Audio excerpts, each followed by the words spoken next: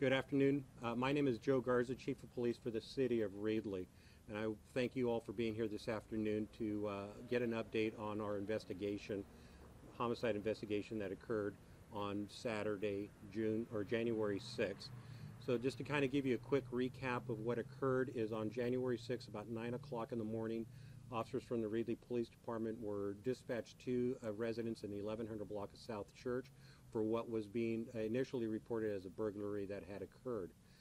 When our officers arrived on scene, they began a search of the property. They identified several areas of the residence that led them to believe that there was a burglary that had occurred, and so they continued their investigation. During that investigation and search of the residence, they did locate two people that were deceased. These two people were located in the backyard of the residence. At that time, our investigators were contacted, our criminal investigators from the police department, along with our crime scene investigators, and also we requested the assistance of the Fresno County Sheriff's Department's crime scene lab as well to come out and to assist in this investigation. As we were processing the scene for any evidence, we located a third body that was there on the property. The two first bodies that were located, one was initially identified as an elderly male adult, white male adult. That person has now officially been confirmed as Billy Bonds. He is 81 and a resident of Reedley.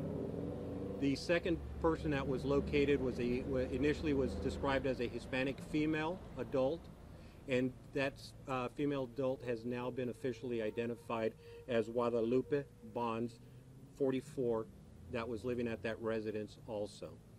The third person who was located, third victim that was located at that residence, we believe we know who that person is. However, they have not been officially identified, so we will be withholding that information until further notice, until we have been officially notified by the Fresno Coroner's Office, and that we've had ample opportunity to notify family if necessary. During the investigation, officers did see signs of foul play, that were injuries that were consistent with foul play on the bodies of the victims. At this point, we are not releasing the actual cause of death and any injuries that were sustained by the victims, because we are still waiting for the coroner's office to have an opportunity to examine the bodies and be able to provide us with that information so we can accurately report that out. It is anticipated that Thursday will be the date that the autopsy will be conducted. So we will be holding off until then. I want to assure our community that the Reedley Police Department is pursuing this investigation very vigorously. It's very time consuming. We have to be very meticulous in what we do, and we are following up all leads that are coming to us, that are being provided to us by the community members, by family members, and anyone who may have information regarding to this. However, we still continue to ask the community to provide us with information.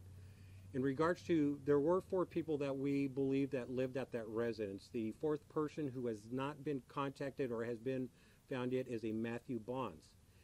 He's in his mid-30s. He was living at that residence, and we have not been able to contact. And I am sorry, he is in his mid-40s. 43-year-old Matthew Bonds. His whereabouts are unknown at this time. I know the family members have been trying to reach out to them.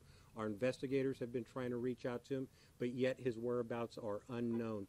I am very concerned for Matthew because of his residency, that he lived there at that residence, and then also that he has health issues that have been reported to us.